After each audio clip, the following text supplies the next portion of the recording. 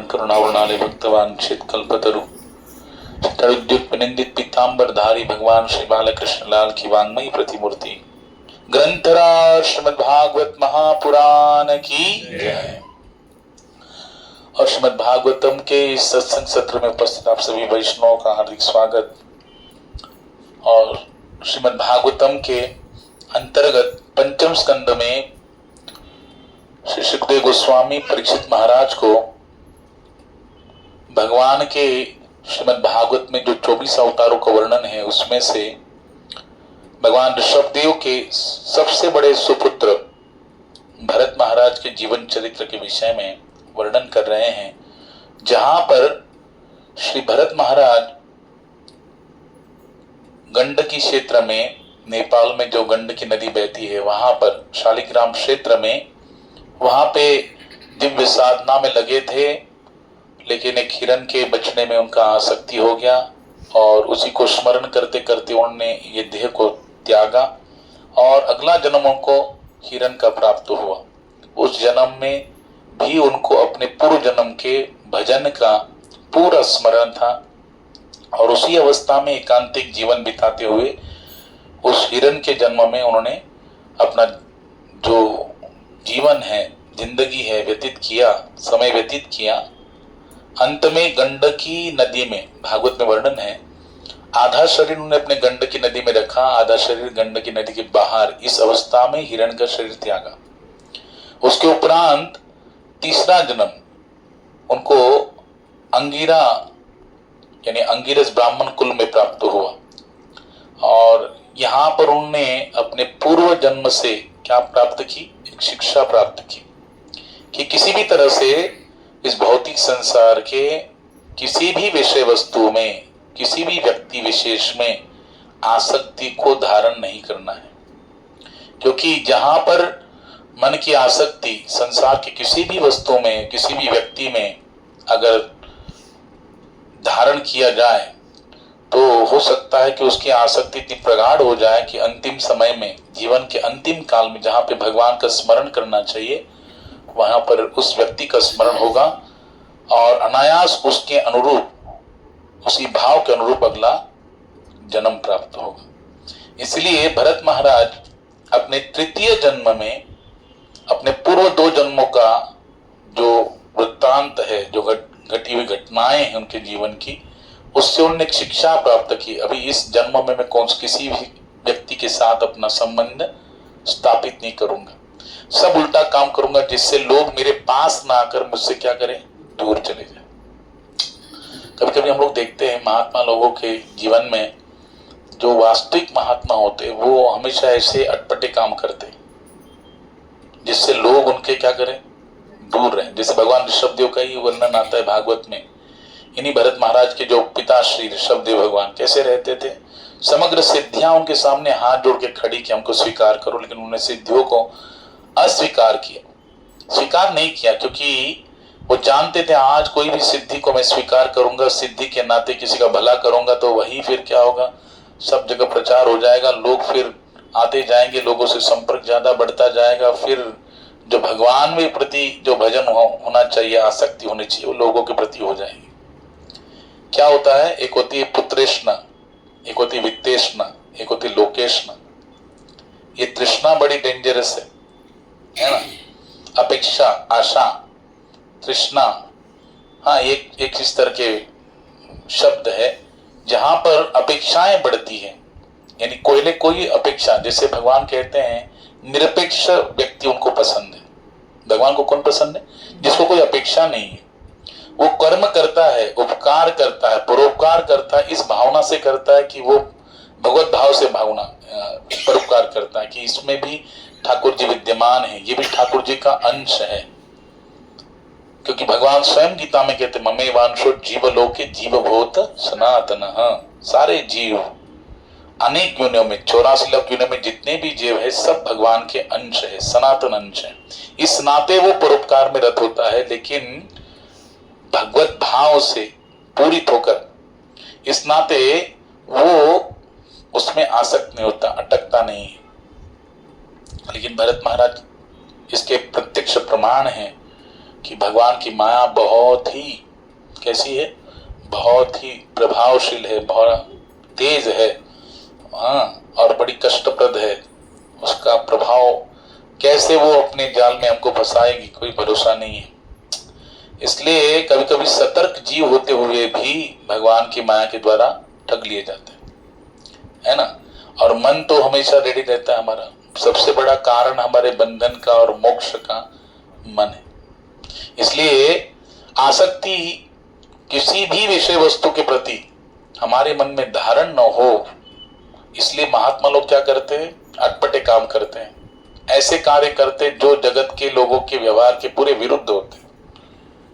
भरत महाराज का भी जीवन देखो, शौच करने के बाद हाथ धोना चाहिए, वो पहले हाथ धोते थे फिर शौच को जाते थे। कोई भी उल्टा जो मंत्र सिखाया जाता सब उल्टा सीख लेते थे। किसी चीज में ऐसा कोई नॉलेज नहीं प्रकट करते थे, जबकि वो पूरा ज्ञानी थे, आत्मज्ञानी थे, ब्रह्म ज्ञानी थे, लेकिन फिर भी कभी भी अपने उस प्रभाव को उन्होंने प्रदर्शित नहीं किया, बल्कि छुपा के रखा, है ना। जैसे यहाँ पर बताते, अग्नि किससे ढकी रहती है, आच्छादित रहती है राख से, है ना। राख को अगर थोड़ा सा अगर हम लोग ये करेंगे, फूंक मारेंगे, तो क्या होगा, अग्नि उसके अंदर जो है वो प्रज्वलित हो जाएगी। वैसे ही वैष्णव का सिद्धांत होता है, वैष्णव का जीवन होता है। हम किसी भी वैष्णव को हम लोग परीक्षण नहीं कर सकते उसका आंतरिक भाव क्या है, इसलिए हमको ये कोई अधिकार नहीं है। लेकिन हमारी वृत्ति ऐसी है कि हम लोग स्वयं को टटोलने की जगह दूसरे को टटोलना स्टार्ट कर देते हैं, दूसरों का परीक्षण करना स्टार्ट कर देते हैं। हाँ, दूसरों के प्रति ऑब्जर्वेशन हमारा क्या करता है, स्टार्ट कर देते हैं। वो कैसा है, वो कैसी है, उसका आचरण ऐसा है, वो ऐसे बोलती है, ऐसे करती है, ऐसा करता है, ऐसा बोलता है। यानी हम लोग ऐसा करने लग जाते हैं दूसरों के प्रति। यानी हमारे आंखों में इतनी तेज है कि हम दूसरों के आंख में जो छोटा सा अगर लकड़ी का कोई भी कण भी होगा, भूसे का, लकड़ी का भूसा जो होता है उसमें कण भी होगा तो हम लोग तुरंत इंगित कर देंगे। लेकिन खुद के आंख में इतना बड़ा मूसल पड़ा है, हमको दिखाई नहीं देता, है ना। दूसरे के हाथ में, आंख में जब कुसड़ होता है, मराठी में उसे कुसड़ बोलते हैं, वो छोटा सा कण हम लोग इंगित कर देते हैं, लेकिन खुद के आंख का मूसल हमको नहीं दिखाई देता। इसका अर्थ क्या हुआ कि दूसरे के दोषों को हम तुरंत भाप लेते हैं, उसको दर्शाते हैं, प्रदर्शित भी करते हैं, लेकिन खुद के दोषों को हम क्या करते हैं, देख नहीं पाते। हाँ, और ये हमारा सबसे बड़ा दोष है। लेकिन जो रियल वैष्णव होता है वो कभी भी दूसरों में दोष देखता ही नहीं है। सिया राम मैं सब जग जानी, करहु प्रणाम जोरी जुग प्राणी। हाँ, निज प्रभु मैं देखई जगत के ही सन करही विरोध। हाँ, गोस्वामी तुलसीदास जी कहते हैं रामचरितमानस में, निज प्रभु मैं देखई जगत, सभी जगह ठाकुर जी क्या है, विद्या विनय संपन्ने ब्राह्मणे कवि हस्ति निष्णुई छेव सपाके च पंडिता समदर्शिना। सब जगह वो भगवान का दर्शन कर रहा है। निज प्रभु में, कण कण में ठाकुर जी विद्यमान है। इस भाव को, जैसे प्रहलाद महाराज जब हिरण्यकश्यप बहुत अत्याचार कर रहा था, प्रहलाद महाराज भगवान स्वयं उनको रक्षा करते हैं, बोलते बोलो क्या चाहिए, तो बोलते बस मैं आपको निरंतर स्मरण करता रहूं, आपका दर्शन करता रहूं। भगवान ने आशीर्वाद दिया उनको, अब से तुम जहां देखोगे वहां मुझे मेरा दर्शन कर पाओगे। और भगवान सब जगह विद्यमान है ही, लेकिन हम इस भौतिक दृष्टि से उनको देख नहीं पाते, कि चर्म दृष्टि से हम नहीं देख पाते। उसके लिए क्या चाहिए, दिव्य दृष्टि चाहिए, और ये भगवान दे सकते हैं या गुरु दे सकते हैं। चक्षुदान दिलो दे, जन्मे जन्मे प्रभु से ही दिव्य ज्ञान हृदय प्रकाशित, है ना। गुरुदेव चक्षुदान दे सकते, दिव्य चक्षु प्रदान कर सकते, भगवान वो दिव्य चक्षु प्रदान कर सकते। लेकिन वो किस आधार पे करेंगे, भक्ति के आधार पर, शरणागति के आधार पर।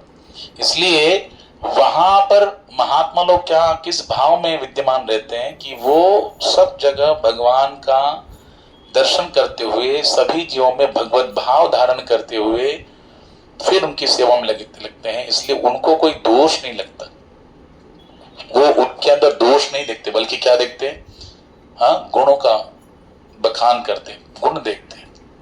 और हम लोग दोष देखते रहते हैं। ये हमारे, हम में और महात्माओं में अंतर।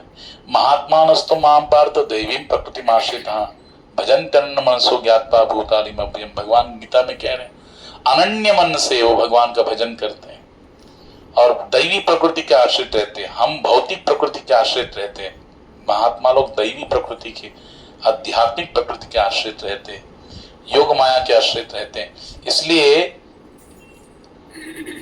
किसी भी अवस्था में वो अपने स्तर से कभी गिरते नहीं है, पतन को प्राप्त नहीं होते। देखो भरत महाराज भले ही, एक उदाहरण के तौर पर भगवान ने यहाँ पर एक उदाहरण प्रस्तुत करना हो तो भगवान क्या करते, किसी भक्त के जीवन को या उसका निमित्त बनाकर लीला कर कर उसके जीवन की घटना से और लोगों को एक शिक्षा प्राप्त हो, इसलिए भक्त के जीवन में ऐसी लीलाएं घटित करते हैं। भरत महाराज वास्तव में बहुत श्रेष्ठ भक्त है।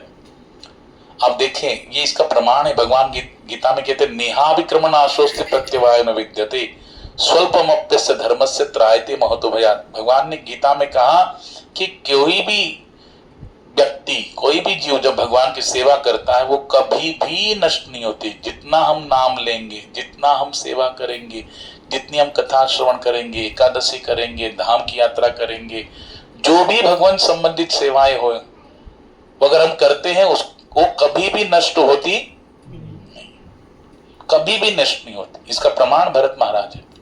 उन्होंने पहले जन्म में जो भजन किया, तीसरे जन्म तक उनको क्या है, बोलो, स्मरण रहा, उनका लाभ उनको प्राप्त हो रहा है कि नहीं हो रहा है? बताओ आज वो जो स्थिति है, बताओ कोई जन्म से ही भरत महाराज कैसे जड़ भरत की अवस्था को धारण किए तीसरे जन्म में, तो जन्मतः क्या है, आत्मज्ञानी है ना। उनकी सांसारिक बुद्धि तो है नहीं, क्यों? क्योंकि उनका भजन है, दो जन्मों का भजन है ना। तो वो भजन नष्ट हुआ क्या? नहीं। उनकी शारीरिक अवस्था बड़ी नष्ट हो गई, एक शरीर से दूसरे शरीर में, दूसरे से तीसरे शरीर। पहला भरत एक राजा के पुत्र थे, फिर हिरण का शरीर मिला, उसके बाद फिर ब्राह्मण पुत्र बने। हाँ, यानी शरीर में परिवर्तन होगा लेकिन भगवत ज्ञान में नहीं, कोई परिवर्तन नहीं। भगवान की भक्ति में कोई परिवर्तन नहीं, वो नष्ट नहीं होता, वो हमेशा काम आता है। इसलिए इस जन्म में भरत महाराज ने ऐसा लाइफ जिया, एकदम मस्त राम है ना, फक्कड़ महात्मा जैसा, क्योंकि किसी से कोई लगाव ही रखना नहीं है। क्योंकि वास्तव में देखा जाए तो अंत में हमारे कौन आएगा साथ में? कोई भी संसारिक व्यक्ति आएगा क्या? कितना भी हमारा प्रिय व्यक्ति हो, अगर उसे हम कहा जाए तो वो भी साथ में नहीं आएगा। वो हमारी सेवा करेगा, हमारे लिए व्यवस्था कर सकता है, लेकिन वो हमारे साथ अगली यात्रा में नहीं आएगा। समझे कि नहीं? निरंतर हमारे साथ नहीं रह सकता, ना हमारे साथ में आने की उसकी इच्छा होगी। समझे कि नहीं? हाँ, कोई भी घर का कोई किसी परिवार में एक आध व्यक्ति गुजर जाता है तो क्या सब परिवार वाले बोलते चलो चला गया तो हम भी चलते हैं? ऐसा थोड़ी है कि हाँ, जैसे कोई परिवार का व्यक्ति महाबलेश्वर घूमने गया तो उसको किसी को पता लगा हम भी आएंगे, पिताजी हम भी आ रहे पीछे से, वो लोग भी घूमने चले जाते। लेकिन कभी पिताजी गुजर गए तो बाकी बोलेंगे चलो हाँ हम भी चलते हैं, कोई नहीं जाएगा। नाही कुणाचे कोणी तुझे नवेरे कोणी अंती जाशील एकल्या प्राण्या प्राण माझे माझे मनोनी। क्या कहते हैं? कोई किसी का नहीं इस जगत में, कोई भी नहीं, हमारा कोई नहीं है।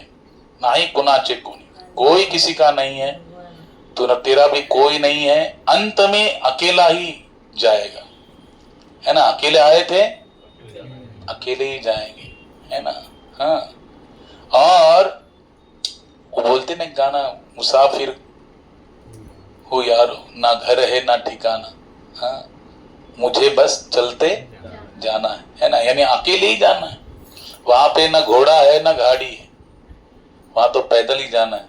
इसलिए अपने कर्म का गठरी हम लेके आते हैं और यहाँ पर पुनश्च नया कर्म करके उसकी गठरी बांध के लेके जाते हैं। उस आधार पर हमारा जीवन, अगला जीवन तय होता है। इसलिए भगवान ही हमारे संगी है, साथी है, सच्चे सखा है, जो हमें कभी भी नहीं त्यागते। इसलिए महात्मा लोग सदैव उसका स्मरण रखते। हम लोग भूल जाते। दो चीजों को हमेशा याद रखना चाहिए, मृत्यु और दूसरा ईश्वर, लेकिन हम दोनों को भूल जाते हैं। मृत्यु को भी भूल जाते हैं और ईश्वर को तो भूलते ही है कि नहीं? हमें याद करने रखते नहीं, बाकी सारी चीजें हमको याद है, लेकिन हमारी मृत्यु आने वाली है, सब कुछ छोड़ के जाना है, ये जानकर हम अनजान बन रहे हैं। और इसी में आसक्त लगे रहते। लेकिन महात्मा लोग सदैव सजग रहते हैं। इसलिए जड़ भरत महाराज देखो सजग है, भैया छोड़ के जाना है। मैं 2 जन्म तो भुगत लिया, अभी तीसरे जन्म में मैं ठगूंगा नहीं। माया मुझे ठगेगी नहीं, मैं ठगूंगा नहीं। मन मुझे ठगेगा नहीं, मैं ठगूंगा नहीं। अब मैं पार जाऊंगा, इसके परे जाऊंगा। और जड़ भरत महाराज की इस जन्म में उन्होंने अपने जीवन को साध्य कर लिया, उस तत्व को, उस अवस्था को साध लिया। और इसका प्रमाण भी है, भद्रकाली ने उनके प्राणों की रक्षा की, हमने श्रवण किया। रहुगन राजा देखो इतना उनको बोल रहा है, उनको स्वीकार किया। लेकिन जब ज्यादा ही कुछ बोलने लगा तो उनको लगा कि अब इसको उपदेश करना जरूरी है। अभी देखो ये स्कंद जो है ना, अगर आप भागवतम को खोल के देखेंगे तो बहुत डीप है। इसमें जो जड़ भरत महाराज ने राजा रहुगन को उपदेश किया है वो बड़ा डीप है। रहुगन राजा भी बीच में सवाल करते हैं, फिर वो उनके जवाब देते हैं, बड़ा डीपली आंसर दिया है। इसलिए हम लोग उसको धीरे धीरे जानेंगे, समझे कि नहीं? स्टेप बाय स्टेप जानेंगे तो हमको याद रहेगा, नहीं तो सब इधर से सब इधर नई फुंकले सुना रे इकड़ून तिकड़े गेले वाले ऐसे हो जाए, इधर से सुना इधर से निकल जाएगा। बहुत डीप है।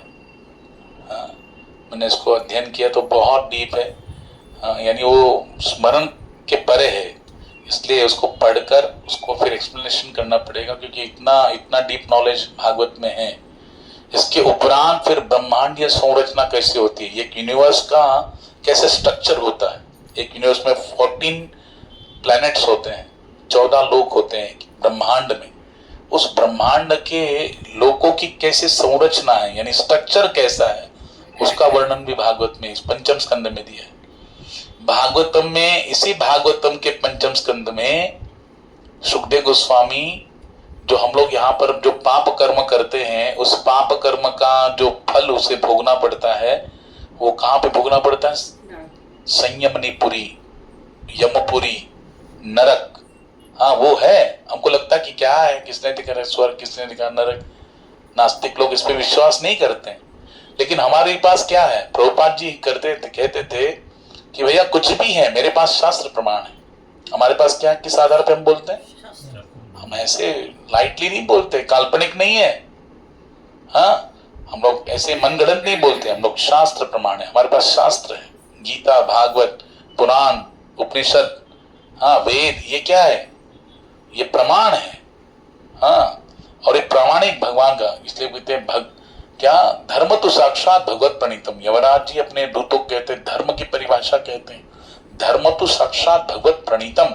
भगवान के जो उपदेश है, आदेश है, वही साक्षात क्या है? बोलो, धर्म है।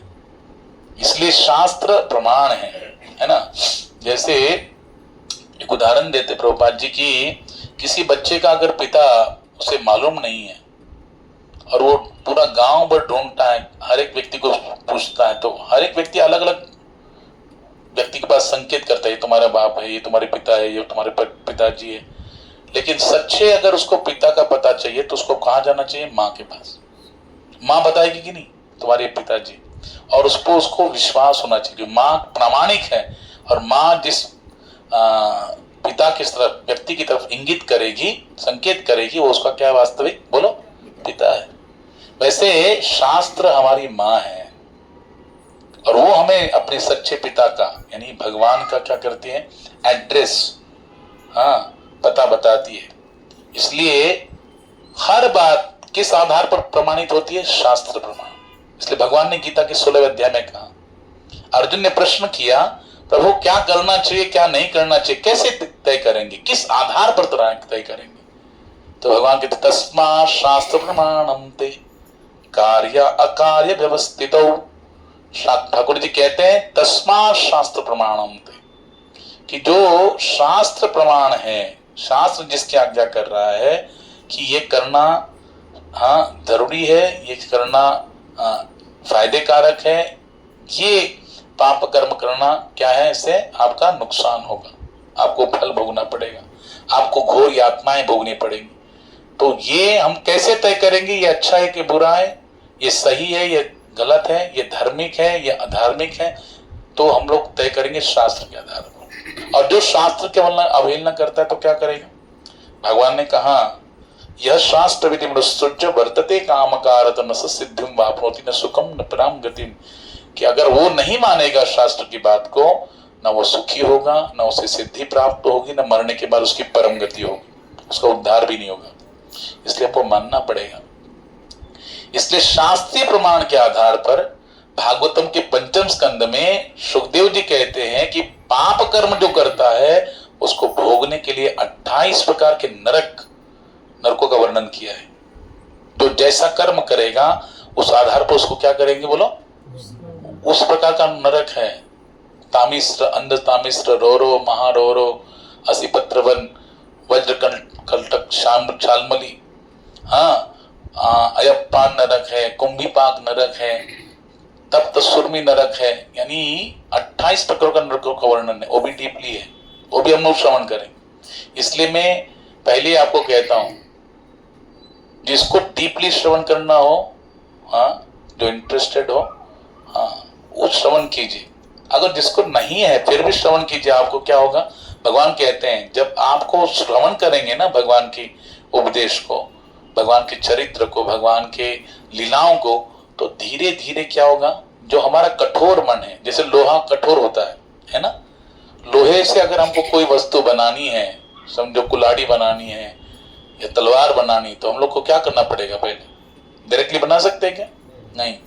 लोहार क्या करता है, उसको अग्नि में तपाता है, और अग्नि में तपा, जब वो अग्नि के गुण धारण कर लेता है, जब द्रवीभूत होता है लोहा, फिर क्या करता है, वो घन यानी हथौड़ा मारकर उसको क्या करता है, आकार देता है।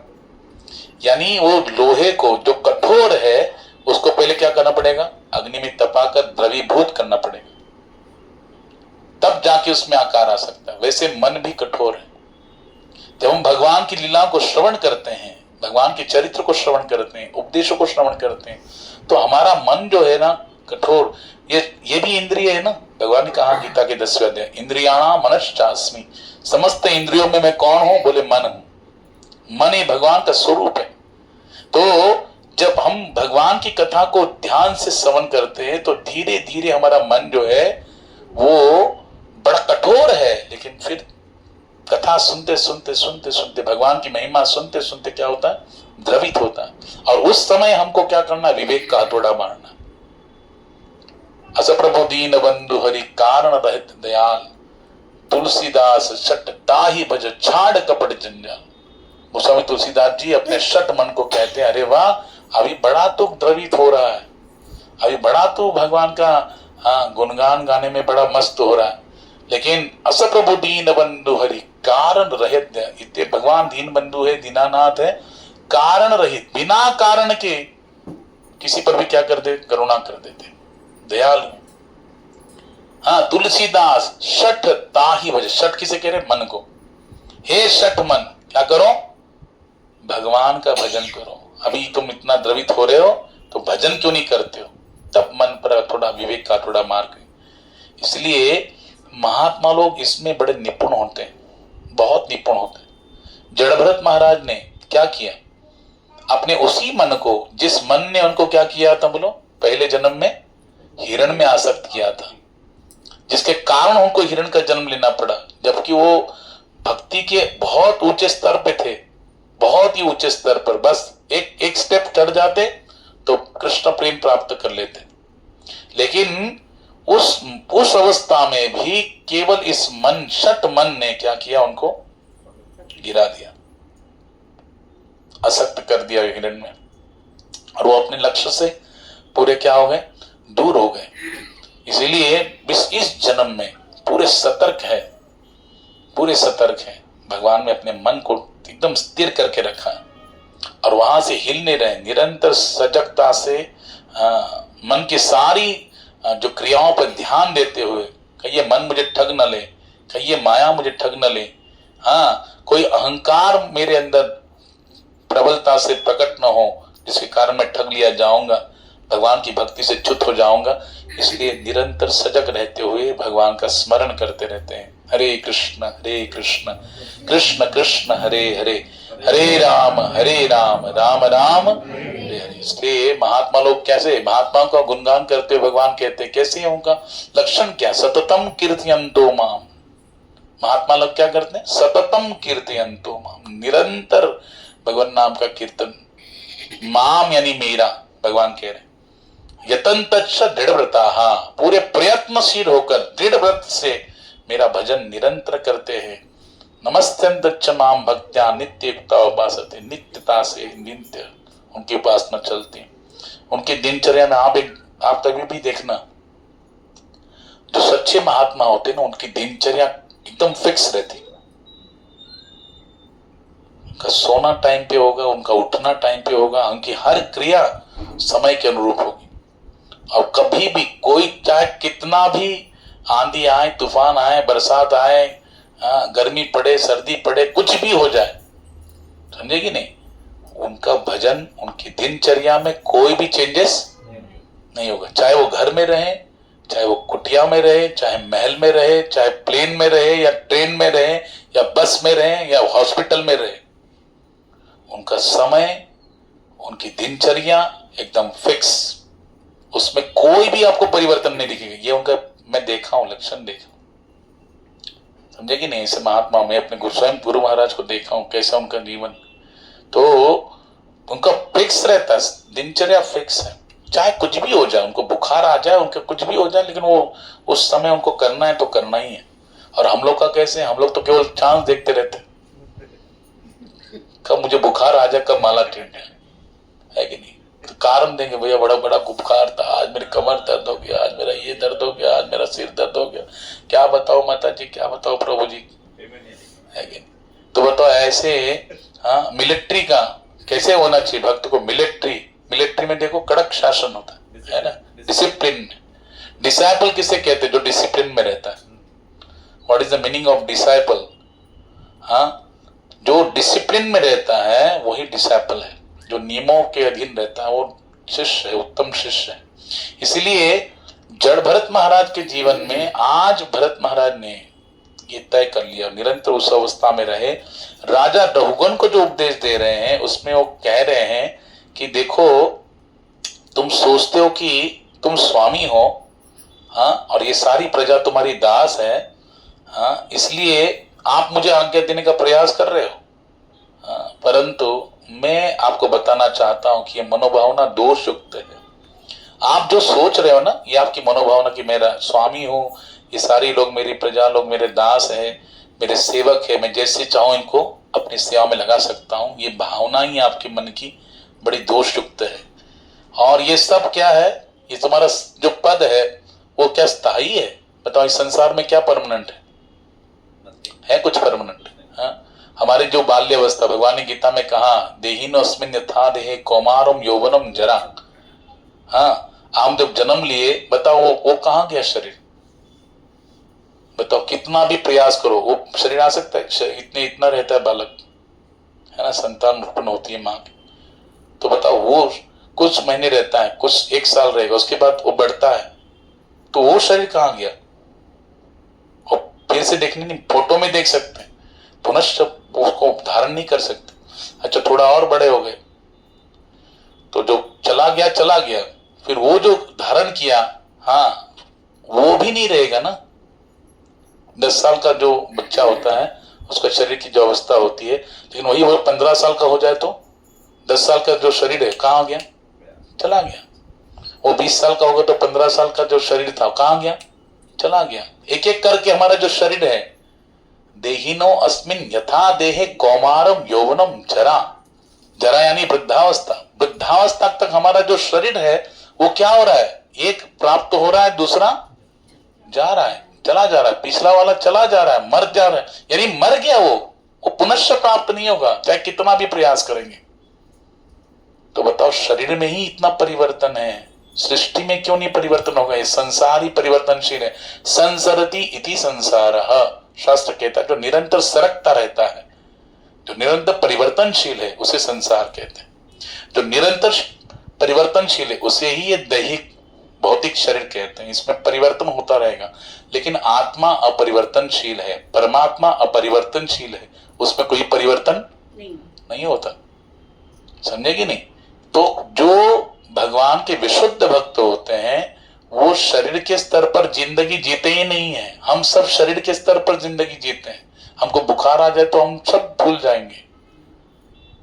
हमारा कोई शारीरिक रोग हो जाए तो हम लोग केवल चिंतन उसी का होगा। बताओ होगा कि नहीं होगा? हाँ, किसी को कोरोना हो जाए तो बस वही कोरोना कोरोना कोरोना वही करेगा। कृष्ण कृष्ण भूल जाएगा। कोरोना कोरोना जब चालू हो जाए, किसी को मलेरिया हो जाए, टाइफाइड हो जाए, कैंसर हो जाए तो बस दिन रात वही मृत्यु का भय। लेकिन कहते हैं, क्या बोलते हैं? भजहु रे मन श्री नंद नंदन भय चरण रविंद रे दुर्लभ मानव जन्म सतसंगे तरो होए भव सिंधु रे धन यौवन पुत्र परिजन इथे किया छे परती तीरे कमल दल जल जीवन टलमल भजहु हरिपद नीति रे। क्या कहते हैं?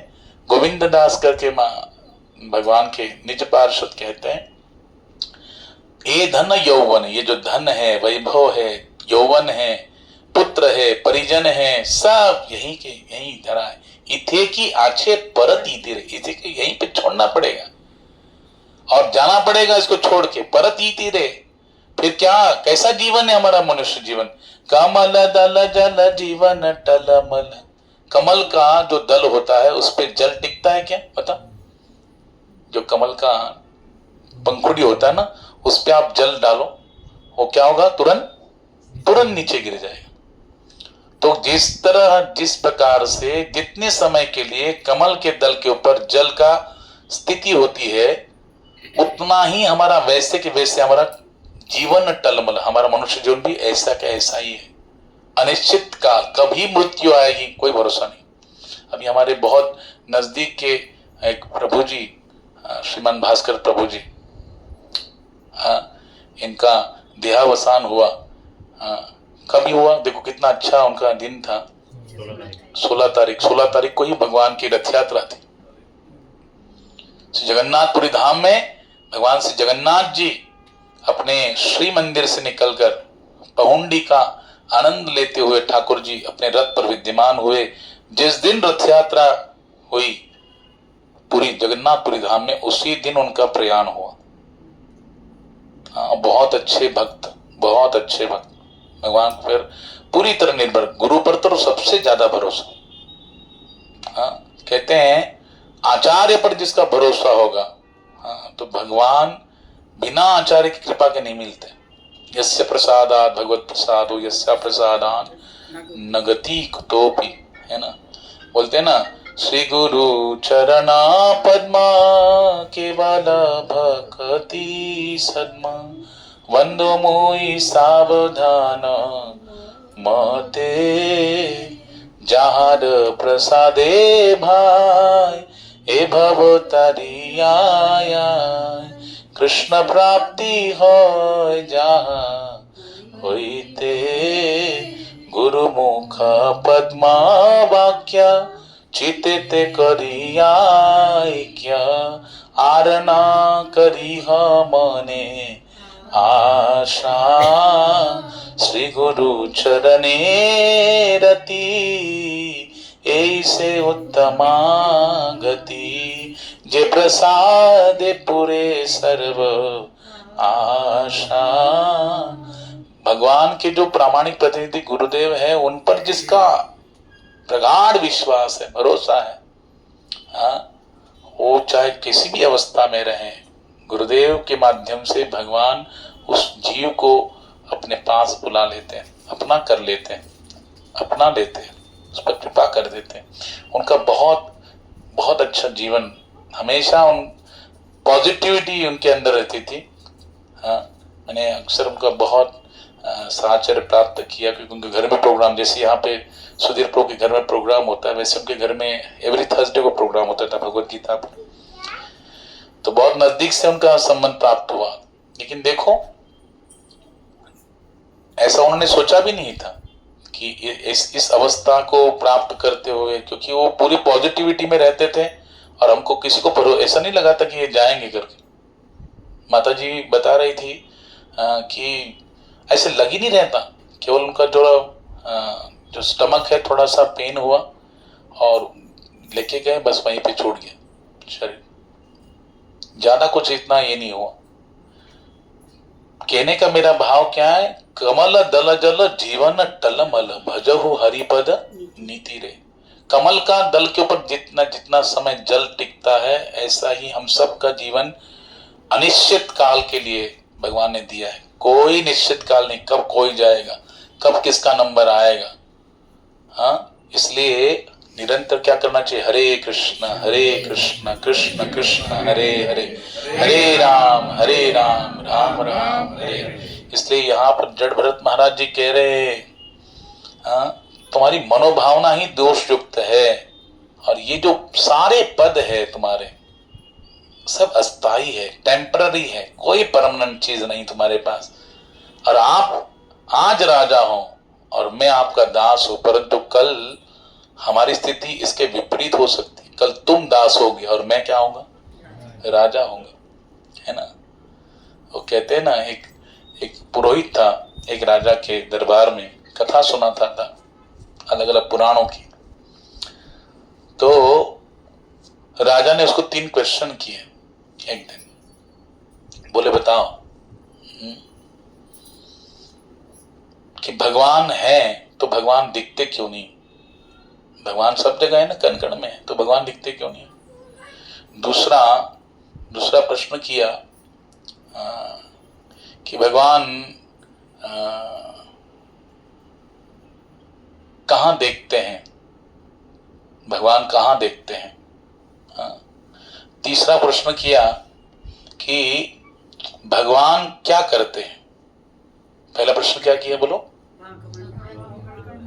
भगवान है, विद्यमान है तो दिखते क्यों नहीं। दूसरा प्रश्न क्या किया, भगवान कहां देखते हैं। और तीसरा प्रश्न क्या किया, भगवान क्या करते हैं। तो पुरोहित को बड़ा टेंशन आया, ये क्या, तो चिंतित होकर घर गया।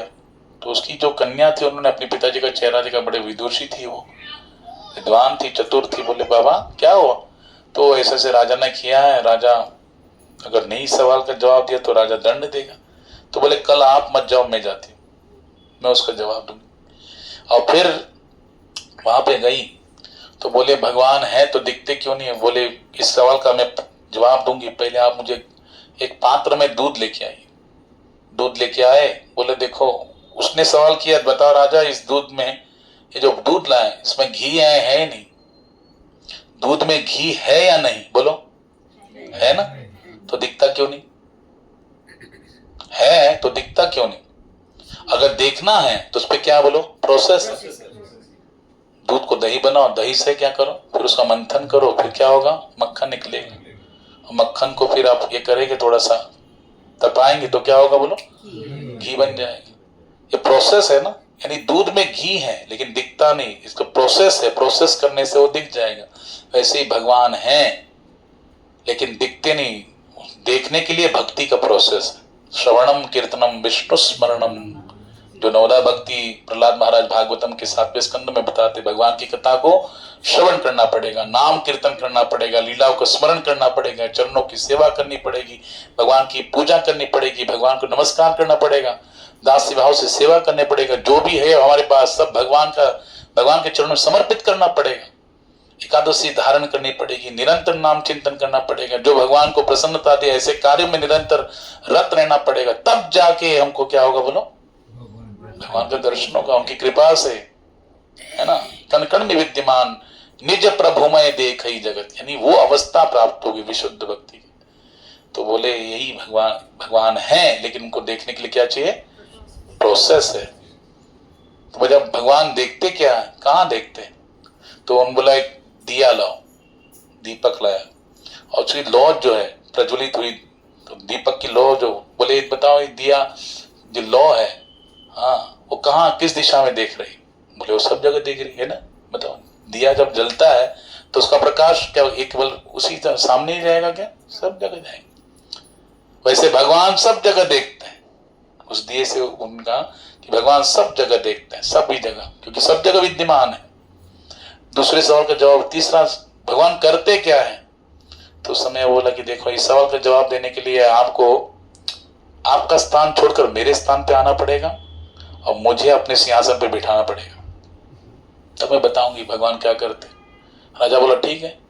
राजा उस कन्या के जगह पे खड़ा हो गया याचक बनकर, और कन्या बैठ गई राजा उसके सिंहासन पर। तो बोले यही आपके तीसरे सवाल का जवाब है, भगवान ये करते, राजा को रंक बना देते, रंक को क्या बनाते, राजा बनाते। समझे कि नहीं? ये भगवान करते हैं। भगवान चाहे तो क्या कर सकते हैं, राजा को रंक बना सकते हैं, रंक को राजा बना सकते हैं। ये भगवान की अद्भुत कला है, वो ये काम कार्य कर सकते हैं। असंभव को भी संभव करने का कार्य किसके पास है, कला किसके पास है, ठाकुर जी के पास है। इसलिए यहाँ पर जड़ भरत महाराज भी कह रहे हैं कि आज तुम स्वयं राजा हो और मैं आपका दास हूं, लेकिन कल ये जो स्थिति है तुम्हारे विपरीत भी हो सकती है, तुम दास हो जाओगे और मैं राजा हो सकता हूं। वास्तव में प्रत्येक व्यक्ति जो है इस भौतिक संसार के नियमों के अनुसार कार्य करने के लिए बाध्य है। 3 चीजें, ये भगवत गीता का सिद्धांत एकदम पक्का है। भगवान ने सब कुछ सेटल करके रखा है। भगवान केवल क्या करते हैं, समझे कि नहीं? प्रभुपाद जी कहते हैं भगवान केवल क्या करते हैं, गोलोक वृंदावन धाम में बांसुरी बजाते हैं, राधा रानी बगल में उनके हैं, राधा कृष्ण प्राण मोर जुगल किशोर, जीवनी मरणी गति आर नाही मोर। राधा रानी के साथ कृष्ण वहां पर गोलोक धाम में नित्य विद्यमान है, बांसुरी बजा रहे, आनंदित है। कृष्ण आनंदमय है, सच्चिदानंदमय है, निरंतर उसी अवस्था में रहते रहते, और कुछ नहीं। बस भगवान के संकल्प से सब कुछ हो जाता है, सब सेटल है भगवान का एकदम, समझे? स्टेप बाय स्टेप सबको भगवान ने लगा दिया है। इसलिए कोई भगवान को टेंशन नहीं, भगवान निश्चिंत होते हैं। बल्कि भगवान को टेंशन अपने भक्तों का होता है। भक्त की चिंता ही भगवान की क्या है, सच्ची चिंता है। भगवान उसकी चिंता को क्या करते, चिंता हरण। भगवान उसकी चिंता को हर लेते हैं, उसके पाप को हर लेते हैं, उसके टेंशन को हर लेते हैं। लेकिन हमें क्या करना पड़ेगा, भक्त क्या करता है, योगक्षेम, उसके जो इच्छाएं हैं उसकी पूर्ति करते हैं, जो उसके पास नहीं है प्रोवाइड करते, जो है उसकी रक्षा करते। बताओ भगवान के पास कितने बड़ा कार्य है। लेकिन फिर भी भगवान कभी टेंशन में नहीं आते। हम अपने परिवार का पूरा टेंशन लेते, बाहर संभालते हैं, तो कितना चिंतित रहता है। एक दिन भी खड़ा नहीं, बल्कि डबल ड्यूटी करने के लिए तैयार हो जाएंगे, है ना? कि टेंशन रहता है, चिंता रहती है। लेकिन भगवान एकदम क्षणार्थ में कर देते हैं, कोई उनको चिंता नहीं रहती। और भगवान को आनंद आता है अपने भक्तों का सेवा करने में। इसलिए आज जड़ भरत महाराज कह रहे हैं यहाँ पर कि सारे जीव बाध्य है प्रकृति के अंदर में, भगवान ने सब सेटल करके रखा। सृष्टि स्थिति प्रलय साधन शक्ति रेखा, छाये वयस्य भुवनानि विभर्ति दुर्गा, इच्छानुरूपमपि यस्य च चेष्टते सा, गोविंदमादि पुरुषम तमहं भजामि। ठाकुर जी है, उनकी आज्ञा से मया दक्षिण प्रकृति सोते सचराचरम। ठाकुर जी की आज्ञा से 3 गुणों के अधीन कार्य करने के लिए सारे जीव बाध्य। प्रकृति क्रियमाणानि गुणे कर्माणि सर्वशः, 3 अध्याय में गीता में भगवान कह रहे, यानी सब कुछ सेटल है। और उस दृष्टि से मुझे तो प्रत्येक प्राणी क्या दिखता है, जड़ भरत महाराज बोले दास ही दिखाई दिखता है, क्योंकि वो बाध्य है ना। बताओ अगर स्वामी होता तो उसकी आज्ञा से सब कुछ चलता है ना। लेकिन वो प्रकृति के गुणों के अधीन है, जो गुण प्रधान है हम वैसा कार्य करने के लिए बाध्य हो जाते, समझे कि नहीं? अब आप यहाँ बैठे, मैं यहाँ पे बैठा हूं, हम भागवत की चर्चा कर रहे हैं, कथा सुन रहे हैं, ये अभी हमारा अंदर सत्वगुण प्रधान है। उसका जो स्तर है सत्वगुण का, वो क्या हो गया, बढ़ गया। रजोगुण का तमोगुण का प्रभाव कम हो गया। इसलिए हम लोग यहाँ पर बैठ के अपने अपने घर से आए समय निकाल कर, बताओ इससे अलग कोई कार्य नहीं किया आपको? प्रत्येक को कार्य है, बताओ संसार के। लेकिन फिर भी आगे क्यों? क्योंकि अभी कौन सा गुण प्रधान है, सत्वगुण, वो बड़ा हुआ है। इसलिए हम लोग यहाँ पे आके सुन रहे हैं। थोड़ी देर में रजोगुण महाप्रसाद पाएंगे, रजोगुण आ जाएगा, फिर बाहर जाएंगे, फिर तमोगुण आएगा, रात्रि को निद्रा लेंगे, आलस्य होगा तो तमोगुण आ जाएंगे। नहीं, सारे गुण गुणों के अधीन रह के हम कार्य करने के लिए बाध्य। कोई हम अपने लिए नहीं कर रहे, इसलिए सब लोग क्या है, स्वामी कोई नहीं, सब क्या है, दास है। इसलिए हे राजन, आप मुझे मूर्ख, जड़ और अनाड़ी कह रहे थे। मैं आपको जड़ लग रहा था, अनाड़ी से कहा, परंतु मैं आपको केवल बताना चाहता हूं, यद्यपि बाह्य रूप से मैं पागल व्यक्ति के समान दिखता जरूर हूं लेकिन हूं नहीं। जड़भरत महाराज कह रहे हैं मैं दिख रहा हूं आपको पागल के समान लेकिन मैं हूं नहीं, मैं तो सच्चा आत्मज्ञानी हूं, एक सिद्ध आत्मज्ञानी हूं। मुझे पूरा ज्ञान है आत्मा का और शरीर का, उसके अंतर का, है ना। हमको ज्ञान नहीं है, साधारण जीव को ज्ञान नहीं होता, वो अपनी पहचान इस बॉडी से ही करता है, इस शरीर से करता है। लेकिन जो आत्मज्ञानी होता है उसको ज्ञान होता है कि शरीर और आत्मा क्या बोलो अलग अलग चीज है। जब कोई व्यक्ति मरता है तो उसके शरीर से कौन सा तत्व जाता है जिसके कारण वो मरता है? मृत माना जाता है, आत्म तत्व निकलता है। और जब तक वो आत्म तत्व उसमें विद्यमान है वो क्या माना जाता है बोलो? जीवित माना जाता है, सिद्ध है। इसलिए मुख्य क्या है? शरीर तो डेड है, डेड है कि नहीं बताओ? बिना आत्मा के क्या है? जैसे बिना चालक के गाड़ी कौन सी भी कितनी BMW हो, सबसे महंगी की महंगी करोड़ों की गाड़ी है क्यों न हो, लेकिन वो बिना चालक के बिना ड्राइवर के 1 इंच भी हिल सकती क्या? है ना। वैसे ही बिना आत्मा के शरीर 1 इंच भी हिल नहीं सकता, कुछ नहीं कर सकता, ये डेड है, जड़ है। हाँ, और ये अंतर है कि नहीं बताओ? एक चालक में हम लोग बोले नहीं चालक और जो गाड़ी एक ही है, ये तो मूर्ख व्यक्ति ऐसा बोल सकता है। ड्राइवर और गाड़ी एक है क्या? हाँ, मतलब वो उसको पेट्रोल पिलाया जाएगा तो उसका पेट भर जाएगा ड्राइवर का? नहीं ना, है कि नहीं? है तो चालक और गाड़ी अलग अलग है, ये कोई बुद्धिमान व्यक्ति सरलता से जान सकता है, मूर्ख नहीं जान सकता, लेकिन बुद्धिमान जान सकता है। ऐसे ही आत्मा और शरीर अलग अलग है, ये बुद्धिमान जान सकता है। इसलिए भगवान ने गीता के 2य अध्याय में पूरा एक्सप्लेनेशन किया, शरीर का और आत्मा का पूरा एक्सप्लेनेशन किया। इसलिए भगवान कहते हैं नैनम छिन्दन्ति शस्त्राणि नैनम दहति पावकः न चैनम क्लेदयन्त्यापो न शोषयति मारुतः न जायते म्रियते वा कदाचिन्नायं भूत्वा भविता वा न भूयः अजो नित्यं शाश्वतोऽयं पुराणो न हन्यते हन्यमाने शरीरे। हाँ, नासतो विद्यते भावो ना भावो विद्यते सतः उभयोरपि दुष्टंतो। भगवान कहते हैं गीता में नासतो विद्यते भावो ना भाव विद्यते सतः, यानी ठाकुर जी वहां पे आत्मा के तत्व का पूरा एक्सप्लेनेशन करते डिटेल में। आप पढ़ो 2य अध्याय भगवद गीता का।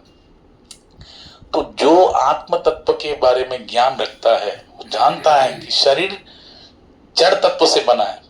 पृथ्वी अग्नि, बोलो पृथ्वी जल अग्नि वायु आकाश, हाँ, क्षिति जल पावक गगन समीरा पंच रचित यह अधम शरीरा।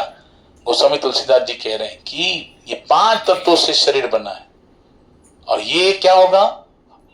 मिट्टी में प्राप्त हो जाएगा। पृथ्वी तत्व से प्रकटित है सब कुछ, इसलिए वो सब नहस होके उसी तत्व में विलीन हो जाएगा। लेकिन आत्मा नहीं। आत्मा क्या करता है बोलो? केवल वासांसि जीर्णानि यथा विहाय नवानि गृह्णाति नरो प्राणि तथा शरीरानि विहाय जीर्णानि अन्यानि संयाति नवानि देगी। ये शर्ट निकाला मैंने, कल दूसरा शर्ट डालूंगा, तो मैं चेंज हुआ क्या? मैं तो वही हूं, केवल मैंने क्या किया बोलो? कपड़ा चेंज किया। वैसे शरीर भी कपड़ा है आत्मा के ऊपर का, ये जीर्ण शीर्ण हो जाता है शरीर, तब आत्मा क्या करती? चेंज करती।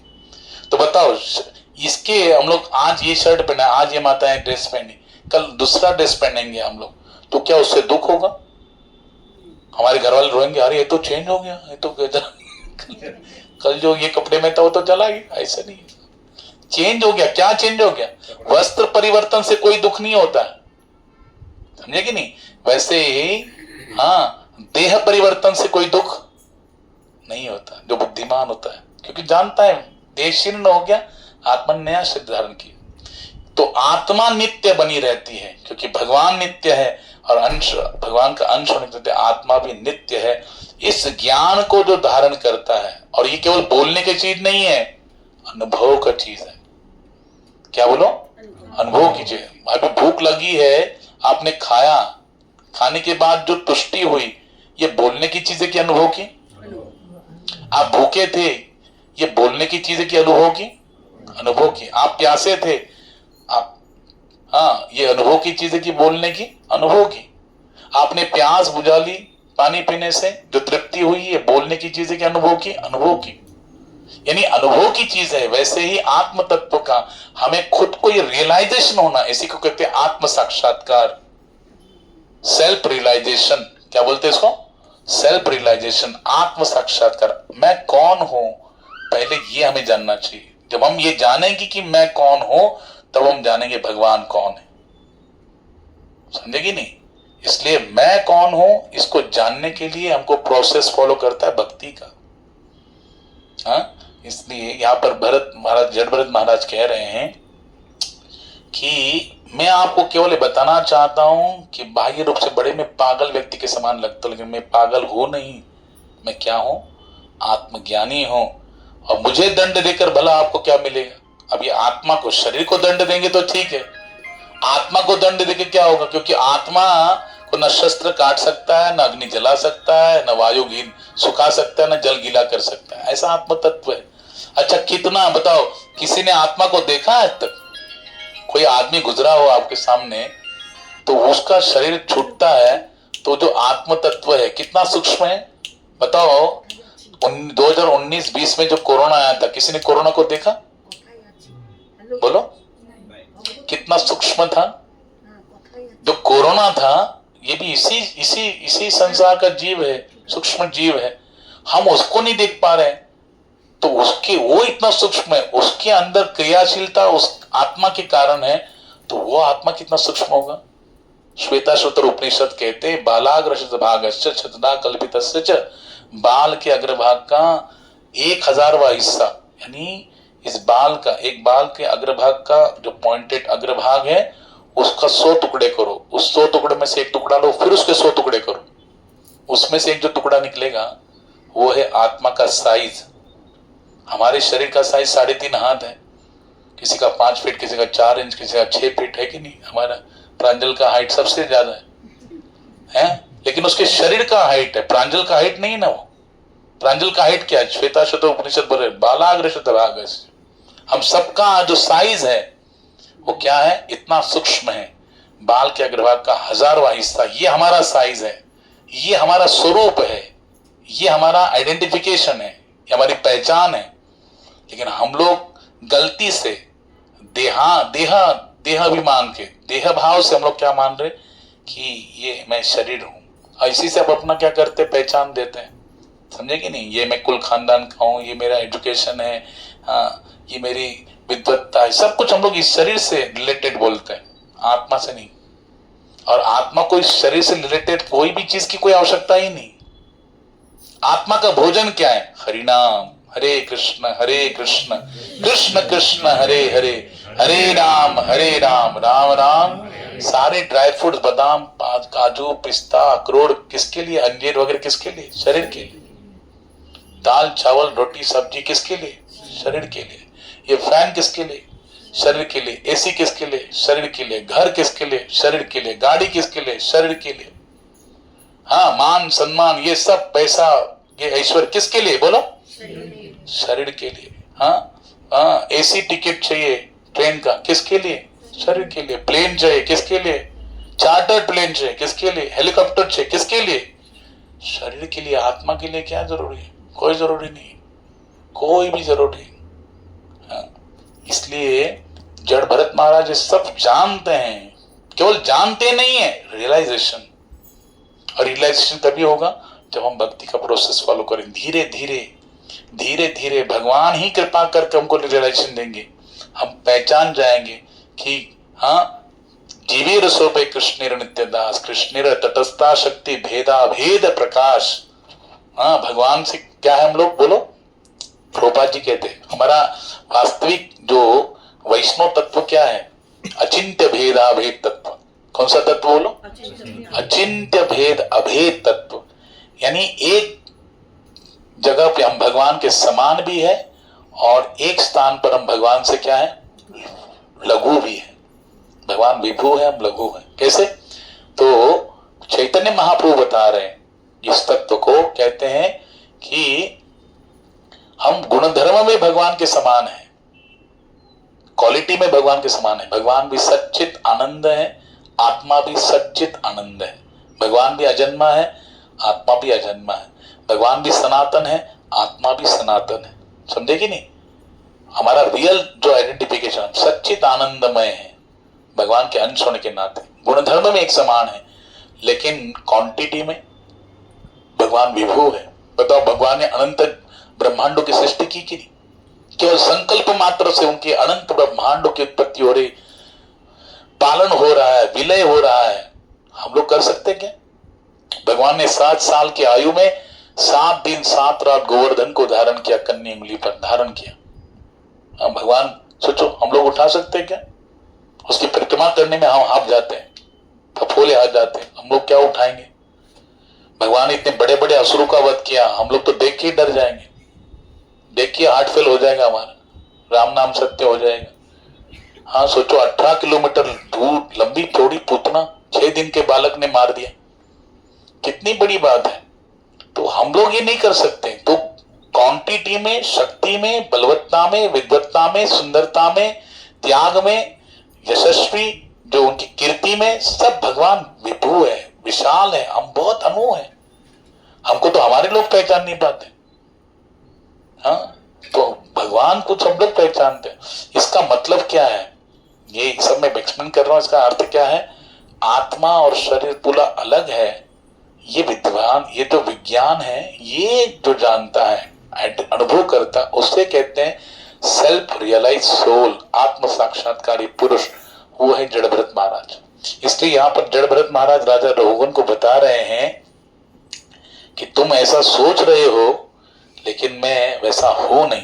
मान लिया जाए कि आप सही हैं और मैं एक मूर्ख हूं, जड़ भरत महाराज कह रहे हैं कि मान लिया जाए राजा रघुगन कि तुम एकदम सही हो और मैं मूर्ख हूं, फिर भी आपकी प्रताड़ना का मुझ पर कोई प्रभाव नहीं होगा। क्यों? जिस प्रकार एक मरा हुआ घोड़ा, हाँ, उसको पीटने से क्या होगा? क्या जो मरा हुआ घोड़ा है उसको कितना भी पीटो, क्या फायदा होगा? हाँ, वैसे बोलते हैं, आप अगर सोचते हैं कि मैं मृत व्यक्ति हूं, आपने कहा ना मैं मरा हुआ, जैसे तुम ऐसा काम कर रहे हो, जैसे तुम बहुत मृत हो गए, मरे हुए, ऐसे कहार जैसे तुम इस पालकी को ढो रहे। लेकिन ये मान भी लिया जाए तो मरे हुए घोड़ को पीटने से क्या फायदा होगा? वैसे मुझे भी पीटने से या बोलने से कुछ फायदा नहीं होगा। मूर्ख व्यक्ति को दंडित किए जाने पर भी उसकी मूर्खता में सुधार नहीं होता। कभी सुधार होता है? मूर्ख को कितना भी सुधारने की कोशिश करो, वो सुधार नहीं हो सकता। समझेगी नहीं? हाँ, नम्रता के कारण जड़ भरत महाराज कभी भी स्वयं को महान भक्त नहीं मानते थे। ध्यान से सुनो, जो भगवान का भक्त होता है ना, पहला गुण क्या है उसका? महाप्रभु ने कहा त्रिणादपि, पहली योग्यता भक्त के जीवन का पहला योग्यता। अगर आपको विद्या प्राप्त करनी है, अगर हम सबको विद्या प्राप्त करनी है, आध्यात्मिक विद्या या भौतिक विद्या, 2 प्रकार की विद्या है ना, एक संसार का ज्ञान, एक भगवान के भक्ति का ज्ञान है ना, एक पेट भरने का ज्ञान और एक जीवन को उद्धार करने का ज्ञान है ना, सुख दुख के परे जाकर भगवत प्राप्ति का ज्ञान। ये तो 2 ज्ञान है। वो कैसे प्राप्त होगा? विद्या विनयेन संपन्न। विनय से, जब विनय होगा, नम्रता होगी, तब आपको क्या मिलेगा? बोलो, ज्ञान मिलेगा। समझेगी नहीं? इसलिए यहां पर कह रहे हैं नम्रता के कारण जड़ भरत महाराज कभी भी खुद को महान नहीं समझते थे। ये और एक गुण है, और एक लक्षण है महात्मा का। वो क्या समझते हैं? महाप्रभु जब स्वयं हमारे महाप्रभु चैतन्य कह रहे, ना मैं ब्राह्मण हूं, ना मैं क्षत्रिय, ना मैं वैश्य, ना शूद्र, ना मैं ब्रह्मचारी, ना गृहस्थ, ना वानप्रस्थ, ना सन्यासी हूं। कौन हो? गोपीर भरतुर पद कमलयोर दास दासानुदास। गोपियों के भरता जो कृष्ण है, उनके दासों का दास हूं मैं। जब हमारे महाप्रभु स्वयं कृष्ण स्वयं ये कह रहे, भक्त अवतार धारण करके, वैष्णव की परिभाषा क्या है? दासानुदास है। तो कितने नम्र है ये महात्मा लोग। कैसे होते? नम्र होते हैं, अपनी महान भक्त नहीं मानते, दासानुदास मानते हैं। वो साथ में रहते हैं, लेकिन हमको उनका परिचय नहीं प्राप्त होता। हम वैष्णव क्रिया विज्ञ न बुझे, कृष्णदास कविराज गोस्वामी पाद चैतन्य चरितामृत में कहते हैं, जो वैष्णव होता है उसकी क्रिया मुद्रा विज्ञ न बुझे। विद्वान व्यक्ति भी उसको परख नहीं सकता कि क्या है वो। इसलिए बाह्य स्वरूप से या बाह्य आचरण से, उनके तौर तरीके से, आचरण से कभी भी उनको नहीं भापना चाहिए, किसी को नापना नहीं चाहिए। अपने आप को नापो, जन्म सार्थक करी कर परोपकार, अपने जीवन को सार्थक करने की कोशिश करनी चाहिए, न दूसरे को। भाई तुम्हारा जीवन बाद में, परोपकार बाद में रखा, पहले सार्थक, पहले स्वतः स्वयं को करना है। इसलिए यहां पर कह रहे हैं कितनी विनम्र है। हाँ, कभी अपने आप को भक्त नहीं मानते थे। जिस प्रकार किसी सामान्य व्यक्ति के जीवन में आने वाले कष्ट, देखो कितनी बड़ी बात बोला। हमारे जीवन में कष्ट आते, दुख आते हैं, किस कारण आते बोलो? हाँ, हमारे पूर्व पाप कर्म के क्या है बोलो, फल है कि नहीं? अवश्यमेव भोक्तव्यम कृतम कर्म शुभ अशुभम, हमने जो बोया वही हम लोग पा रहे हैं। अच्छा, बोया वो पा रहे, तो पा लिया तो हमारा कर्म क्या हो गया? नष्ट हो गया ना। पाप कर्म क्या होगा? भोगने के बाद नष्ट होगा, हमको भोगना नहीं पड़ेगा वापस। यानी हम जो भोग रहे हैं, दुख भोग रहे हैं, ये हमारे पूर्व जन्म के पाप कर्मों का क्या करता है? क्षीण कर देता है। उसी प्रकार जड़भरत महाराज कह रहे हैं, ये पालकी उठाने और राजा की प्रताड़ना सुनकर अपने पूर्व कर्म को क्षीण होता देख रहे थे। यानी वो पालकी ढो रहे राजा की, और राजा की गालियां भी सुन रहे हैं, प्रताड़ित हो रहे हैं। तो इससे उनका क्या हो रहा है? उनके भी पूर्व कर्म के पाप कर्म जो है वो क्या हो रहा है बोलो? वो नष्ट हो रहे हैं, वो देख रहे हैं उस चीज को। इसलिए अनुद्विग्न हुए बिना, यानी ज्यादा उद्विग्न हुए बिना जड़भरत महाराज ने राजा की बातों को सटीक उत्तर दिया। हाँ, पहले के समान फिर पालकी ढोने के लिए तैयार होने लगे। समझे? मुझे कोई कष्ट नहीं हो रहा है, तुम टेंशन मत लो, हमें देख रहा हूं मेरे पूर्व कर्मों के पाप कर्म सब नष्ट हो रहे, और फिर से पालकी उठाने के लिए तैयार हो गए। बैठो, मैं तुमको लेके जाता हूं। इतना बड़ा महात्मा। तो ये जब राजा रघुवन ने देखा, अब देखो राजा रघुवन जा ही रहा था किसके पास? कपिल भगवान के पास। कपिल आश्रम में जा रहा था सत्संग के लिए, कथा सुनने के लिए। तो आध्यात्मिक विषय चर्चा में उसको बड़ा रुचि थी। इसलिए जड़भरत महाराज के मुख से जब उसने उच्च आध्यात्मिक दार्शनिक बातें सुनी तो वह हक्का बक्का रह गया। बोले कहाँ है, एकदम पागल के जैसा दिखता है और इतनी बड़ी बड़ी बातें कर रहा है अध्यात्म की। हाँ बताओ। तो उनके हृदय में मजबूती से जो बंदी अहंकार की जो गांठ थी ना, कुछ मैं हूं, मैं राजा हूं, वो क्या हो गई? ढीली पड़ने लगी। और वो स्वयं को राजा समझने के जो घमंड था उनका, वो क्या हो गया? नष्ट हो गया। देखो एक महात्मा के, सच्चे महात्मा की संगति का कितना कितना असर होता है। एक यहाँ पर कथा थी भागवत में, नारद जी जा रहे थे तो एक मृगारी करके एक शिकारी था, मृगारी। वो क्या करता था? पशु को मारता था, लेकिन पूरा नहीं मारता था। आप देखेंगे इस्लाम, जो इस्लाम धर्म है ना, उसमें जो होता है ना, उनका सबसे बड़ा फेस्टिवल कौन सा होता है बोलो? बकरीद है कि नहीं? जिस दिन हमारा कुछ एकादशी भी होता है, एकादशी आता है उस दिन पक्का आता है। और एकादशी के दिनों को कहाँ काटते हैं? मैं जहाँ रहता था, हमारा जहाँ पे विक्रोली में, हाँ वहां पे उनका एक पूरा एरिया है, उसको हम लोग बोलते हैं क्या, 3 नंबर एरिया ऐसे बोलते हैं। हमारा 5 number area, 4 number, 3 number, 2 number. तो 2 नंबर और 3 नंबर में क्या है, पूरा वहां पे मस्जिद बनी। और जिस दिन बकरीद होती थी, पूरा रास्ता वहां का जो जाता था, वो मार्केट की तरफ जाता था रास्ता, पूरा बकरीद पूरा रास्ते में लहू लहू, पूरा खून खून खून खून, लाल लाल पूरा रक्त। हाँ, तो यहां पर क्या बता रहा था मैं, क्या किससे चर्चा चल रही थी हमारी बोलो? पास पहुंचने वाले थे राजा रघुगण। नहीं एक कथा के लिए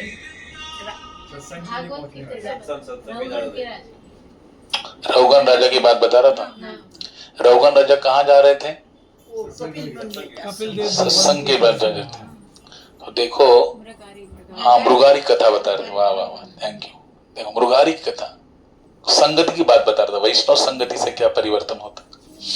तो जो मृगारी था, नारद जी उसके पास गए। नारद जी ने देखा कि वो जो मृगारी शिकारी है कैसे मारता है, बुरा नहीं मारता है। ऐसे किसी का पैर काट दिया, हाँ किसी की आंख फोड़ दी, किसी पशु की, किसी का कान पूरा काट दिया, किसी की जिह्वा काट दी, ऐसे मारता था। और पशु जब तड़पता था, उसको तड़पते हुए देख के बड़ा उसको खुशी होती थी। इतना कितना क्रूर था वो मृगारी। तो इस्लाम धर्म की बात कर रहा था मैं, तो बकरीद के दिन वो कैसे काटते हैं। मेरा एक दोस्त था हुसैन, मेरे कॉलेज में आता था, तो यहाँ हुसैन करके एक लड़का था, मैं सेक्टर 4 से अपना सेक्टर 4 में आता था, हरे राम राम राम हरे। हाँ, तो भगवान सारी व्यवस्था कर देते, सारी व्यवस्था। आप आश्चर्यचकित हो जाते, कैसा, अरे क्या चमत्कार हो गया, कैसे हो गया। हाँ, बस इच्छा करने की देरी की ठाकुर जी प्रकट पूरा पूर्ण कर देते। हाँ, मेरा गुरु भाई आ रहा था, ट्रेन में ही है, हमारा 18 तारीख का टिकट था, रिटर्न उसका 19 तारीख का था। हम लोग तो ग्रुप में थे, इसलिए हम ट्रेन में मंगा लेते थे। ग्रुप में होता तो कुछ वैष्णव लोग हैं, वो अरेंज करके देते हैं, ग्रुप बड़ा होगा तो प्रसाद, हम ट्रेन का प्रसाद। लेकिन वो तो 4 लोग ही है, नहीं 3 लोग ही है उसके फैमिली के, वो आ रहे हैं। अब वो सोच रहा है क्या क्या करें। मैं 19 तारीख को बैठा है दोपहर में, और आज 20 तारीख है कि नहीं, आज पूरा दिन कुछ नहीं खाया, कुछ नहीं, कहाँ से खाएंगे, सब प्याज लहसुन नहीं खाना है, भगवान का महाप्रसाद कहाँ। तो वो बैठा वही सोच रहा था कहाँ से मिलेगा है। उसकी पत्नी, अभी नई शादी हो गई उसका, उसके पिताजी, वो दोनों, कहाँ होगा, कैसे खाएंगे, बहुत भूख लगी। तो देखो भगवान कैसे अरेंज करते। एक वैष्णव आया, उसको देख के बोले, प्रभु जी महाप्रसाद, आपके पास महाप्रसाद है, महाप्रसाद कुछ खाया। पूछताछ किया उसने, बोले नहीं प्रभु जी कुछ नहीं है। अच्छा कोई बात नहीं। थोड़ी देर में फिर आ गया, वो पूरा महाप्रसाद लेके आ गया उसके पास। बोला ये लो प्रभु जी हमारे पास है, एक्स्ट्रा बचाओ, आपको ले दिया। अच्छा दिया तो दिया, बोले ठीक है, दोपहर का तो हो गया, शाम का। तो बोले शाम को भी प्राप्त होगा। यानी आज के दिन सोचो, कल बैठा है वो, और आज के दिन उसका व्यवस्था किसने किया बोलो। अच्छा ट्रेन में कौन किसका है, देखो अलग अलग जाति के, अलग अलग जगह के लोग रहते हैं, कौन किसका है बताओ, क्या पहचान। लेकिन देखो भगवान सबकी क्या करते, योगक्षेमम, वहां में भगवान अपने भक्त का सब सारा भार वहन करते, सब व्यवस्था कर देते हैं भगवान। इसलिए उस मृगारी को नारद जी कहते तुम व्यवस्था हो जाए, चिंता मत करो, भजन करो। और नारद जी के वचनों पर भजन विश्वास करके वो बैठ गए, भजन करने लगे। अभी देखो उस जगह से, क्योंकि इतना क्रूर था ना, पूरा भी नहीं मारता था, लोग भी डरते थे, मारता नहीं भाई, काट दे, बस काट देता आधा, और तड़पते तो उसको बड़ा खुशी होता है। उस रास्ते से भी कोई गुजरता नहीं था। लेकिन जैसे वो परिवर्तन, वही गुंडा व्यक्ति अगर क्या करने के भक्त बन जाए तो कितना बढ़िया बात है कि नहीं, कितना उसमें ज्यादा परिवर्तन होता है। वो तो सज्जन व्यक्ति से आगे निकल जाता है भक्ति में। यही बात हो गया था नवदीप में। महाप्रभु चैतन्य ने 2 व्यक्तियों को कार्य दिया प्रचार का, नित्यानंद प्रभु और हरिदास ठाकुर जी, नामाचार्य हरिदास ठाकुर जी। बोले जाओ प्रचार करो, घर घर जाओ, भिक्षा मांगो, क्या हरि बोलो, क्या बोलो, हरि बोलो भाई, एक बार हरि बोलो। तो सब जगह जा रहे थे। नित्यानंद को देखा 2 ब्राह्मण हैं, ब्राह्मण कुल पैदा होकर भी क्रूर कर्म करने वाले, ऐसा कोई पाप नहीं जो उन्होंने किया नहीं होगा, सब कार्य कर दिए, घृणित कार्य हो गए। जगाई मधाई नाम के 2 भाई, इतना। और वो नित्यानंद प्रभु वहां पे गए, वहां पहली बार तो भगा दिया उनको, फिर नित्यानंद प्रभु करुणा आ गई, बोले नहीं चलेंगे। और दूसरे दिन गए तो उनको मार दिया, मटका का टुकड़ा मार दिया, लहूलुहान हो गए। महाप्रभु को पता लगा, महाप्रभु गुस्सा के आ गए, चक्र आह्वान के चक्र प्रकट हो गया, और दोनों भाई थर कांपने लगे। महाप्रभु चैतन्य के चरणों में गिरे, बोले नहीं तुमने नित्यानंद प्रभु, मेरे प्रिय नित्यानंद प्रभु को आघात किया, मैं छोड़ूंगा नहीं, तुमको मार दूंगा। फिर नित्यानंद प्रभु कहते नहीं, आप तो, आपका अवतार यहाँ पर ये कृष्ण अवतार नहीं है, ये महाप्रभु चैतन्य अवतार है। यहाँ आप असुरों का वध नहीं करेंगे, उनके अंदर की आसुरी प्रवृत्ति का वध करने के लिए आपका अवतार हुआ है, इसलिए आप इनको क्षमा कर दो। जब नित्यानंद प्रभु उनको क्षमा कर दिए, तब जाके महाप्रभु चैतन्य उनको क्षमा किए। तो सोचो वहां पर पहले के लोग डरते थे, लेकिन जैसे ही जगाई मधाई को महाप्रभु ने आलिंगन किया, सारे पाप ले लिए महाप्रभु ने उनके, और उसके बाद वो विशुद्ध भक्त हो गए, उनका यशोगान होने लगा। यानी गुंडा व्यक्ति, देखो नित्यानंद प्रभु कैसे प्रचारक है, बोला एक सज्जन व्यक्ति के पास जाते हैं, हम लोग बोलते हैं हरि बोलो, उतना प्रभाव नहीं है नाम का, क्योंकि नाम फ्री है, चार्ज है ना, इसका मूल्य हमको नहीं है। मूल्य किसको है? मीराबाई को। पायो जी मैंने राम रतन धन पायो। मीराबाई जैसे भक्तों को उस हरि नाम का महत्व है। हम जैसे भक्तों को क्या है? सर्वसाधारण जो को तो नाम का महत्व ही नहीं होता।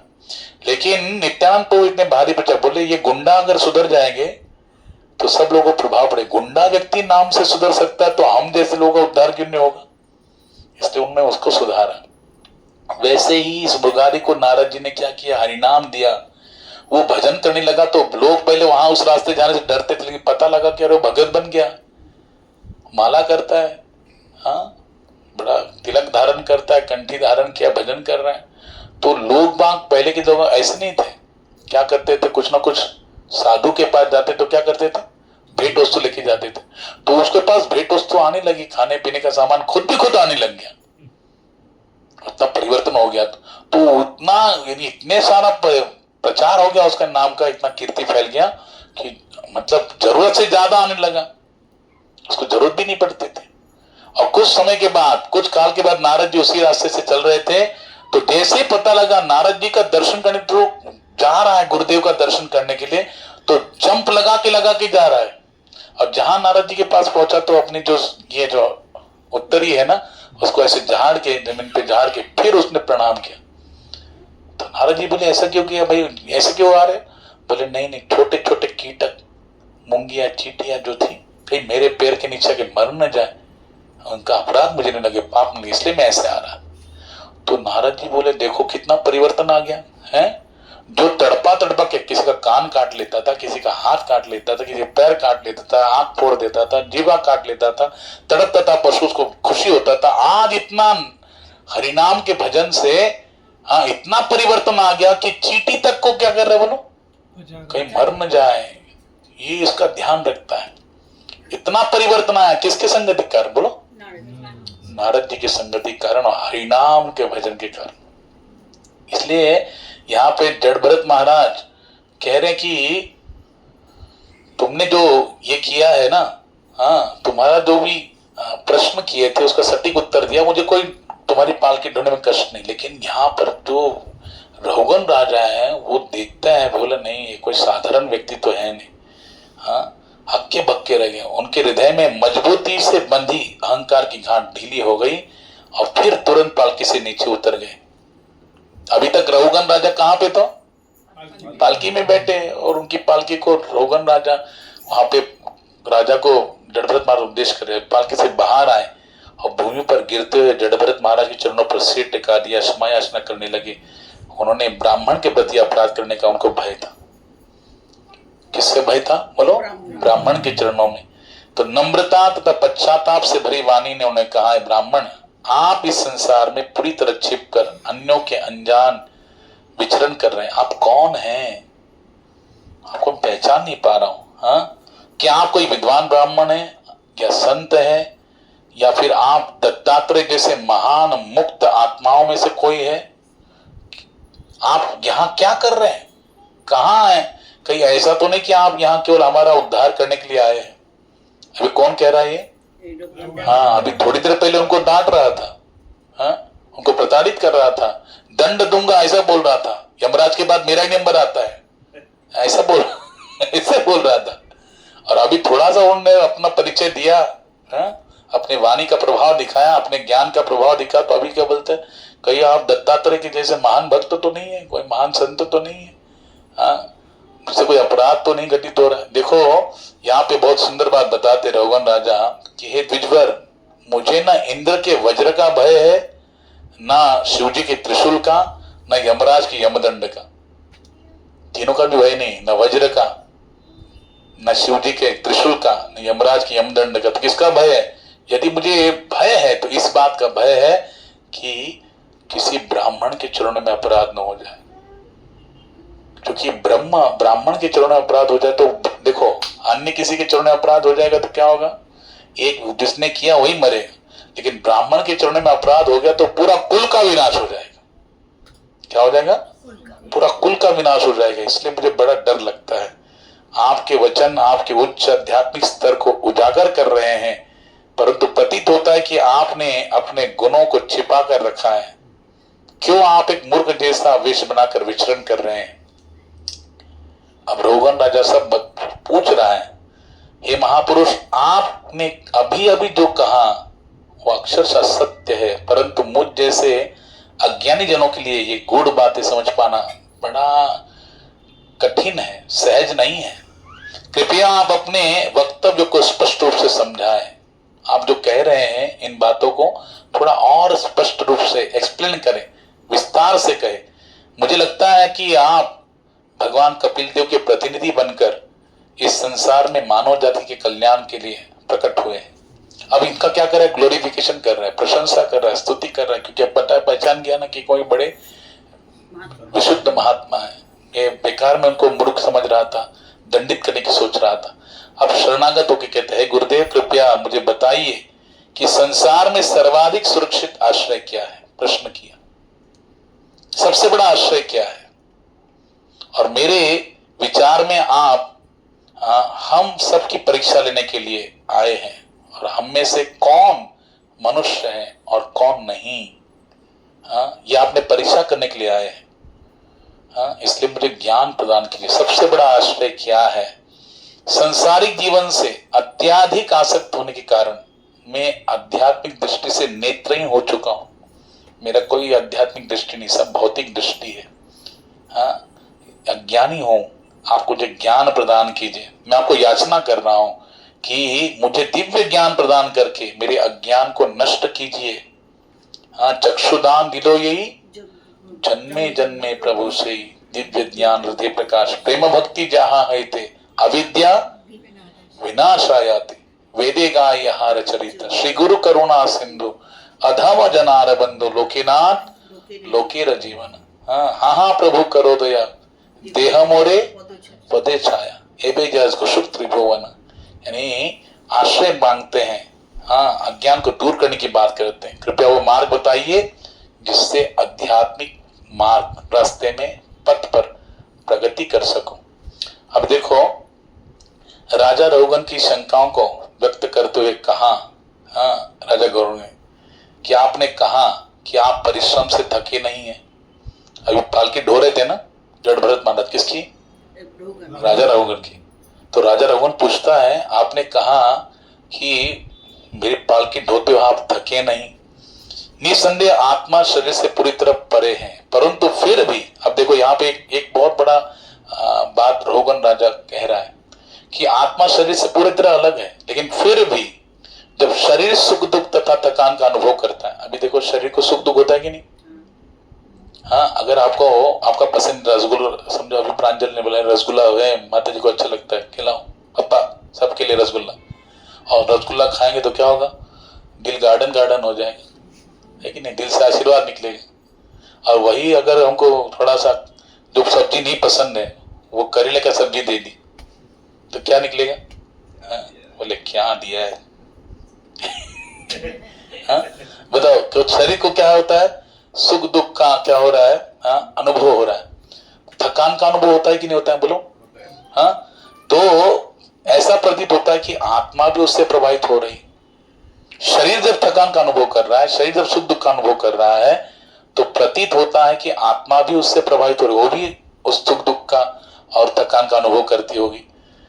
अभी देखो, एक उन्होंने ये दिया, क्या दिया, एक क्लू दिया, एक अपना एग्जाम्पल दिया कि जैसे अग्नि पर रखे बर्तन में, ध्यान से सुनिए, अग्नि पर अगर कोई, जैसे गैस पर अग्नि जलाई, अग्नि पर रखा बर्तन, बर्तन में क्या रहा, चावल और दूध, और तो बर्तन के गर्म होने के बाद क्या होगा, धीरे धीरे चावल और दूध क्या होगा, वो भी खीर गर्म होने लगेगी, वो भी क्या होगा, खीर में परिवर्तित होगी। इसी प्रकार प्रतीत होता है कि शरीर द्वारा अनुभव की जाने वाली भौतिक परिस्थितियां मन और आत्मा को भी प्रभावित करती होंगी। जैसे अग्नि से अगर अंदर का, बर्तन के अंदर के दूध और चावल पक सकते हैं, तो शरीर को प्राप्त हुआ कष्ट आत्मा क्यों नहीं अनुभव कर सकता? क्योंकि उसकी उपस्थिति कारण ही आप शरीर कार्य कर रहा है। तो मेरी धारणा है कि इस कारणवश आत्मा को पूरी तरह भौतिक परिस्थितियों से परे नहीं माना जा सकता है। ऐसा कौन कह रहा है? रहुगन राजा कह रहा है। ये उसकी शंका को प्रस्तुत कर रहा है कि जब अग्नि से पात्र गर्म हो गया, पात्र से दूध और चावल क्या हो गया, गर्म हो गया, सिद्ध हो गया खीर में, वैसे शरीर के थकान होने से, शरीर के सुख दुख प्राप्त करने से आत्मा को भी कष्ट हो सकता है। शरीर को कष्ट होगा, आत्मा को कष्ट होना चाहिए, क्योंकि आत्मा का संबंध शरीर से, शरीर का संबंध आत्मा से। आत्मा की उपस्थिति कारण शरीर क्रियाशील है। बताओ, आप देखो, बहुत बड़ा एग्जाम्पल है, अभी माँ के गर्भ में कोई भ्रूण आता है ना, जीव आता है, तो बताओ माँ के गर्भ में क्या चीज है भाई, जो वहां पे उसका क्या होते हैं, शरीर विकसित हो रहा है। हाँ, शरीर तो डेड है कि नहीं, हाँ, लेकिन वहां पर भी आत्मा उपस्थित है उस शरीर के अंदर, इसलिए क्या होता है, माँ के गर्भ में भी उसका क्या हो रहा है, बोलो, विकास हो रहा है। और धीरे धीरे वो 9 महीने के 7वें महीने में आता है, उसके पूरे अंग प्रत्यंग उसके क्या हो जाते हैं, क्रियाशील हो जाते हैं, वो सब अनुभव करता है। इसलिए देखो 7वें महीने में बोलते कि नहीं, माता को क्या करना चाहिए, श्रवण करना चाहिए भागवत की कथा को, कथा कीर्तन इसमें, क्योंकि वो डायरेक्ट उस पर असर करती है। अभिमन्यु उसके सबसे बड़े उदाहरण है। वो जो चक्रव्यूह रचा था द्रोणाचार्य ने, इसका उसको प्रवेश कैसे करना चाहिए, ये सुभद्रा को अर्जुन बता रहे थे। जब माता सुभद्रा के गर्भ में कौन थे, अभिमन्यु थे। चक्रव्यूह में कैसे प्रवेश करना है ये बता ही रहे थे, सुना उसने कैसे प्रवेश, जब कैसे निकलना है तभी सो गई। तो सोचो, वो नहीं ज्ञान प्राप्त हुआ, यानी माता, इसलिए कयादु माता के गर्भ में जब प्रहलाद महाराज थे, हिरण्यकशिपु कहां गया था, मंदार पर्वत पर तपस्या करने के लिए। हाँ, और ये कहा, इंद्र ने क्या किया, कयादु का ही हरण कर लिया। बोले ये इतना बड़ा महासुर, इसके बेटा भी ऐसी असुर है, इसलिए मारने के लिए, उसको प्रयुक्त करने के लिए चुरा के अपहरण करके लेके जाने लगे। नारद जी ने कहा, भैया तुम्हें क्या पता है, आने वाला इसका जो गर्भ है ये भक्त क्या भक्त है, ये तो महान भगवत भक्त होगा। और अपने आश्रम में लेके गए और वहां पर उनको कथा सुनाने लगे, भगवत भक्ति का ज्ञान दिया। इसलिए प्रहलाद महाराज के जो सहकारी मित्र है वो पूछते, भैया हमको हमारे गुरुजी शुक्राचार्य के दोनों पुत्र वही सिखाते जो तुमको सिखाते, ये एक्स्ट्रा नॉलेज तुम कहां से सीख के आए, स्पिरिचुअल नॉलेज, आध्यात्मिक ज्ञान।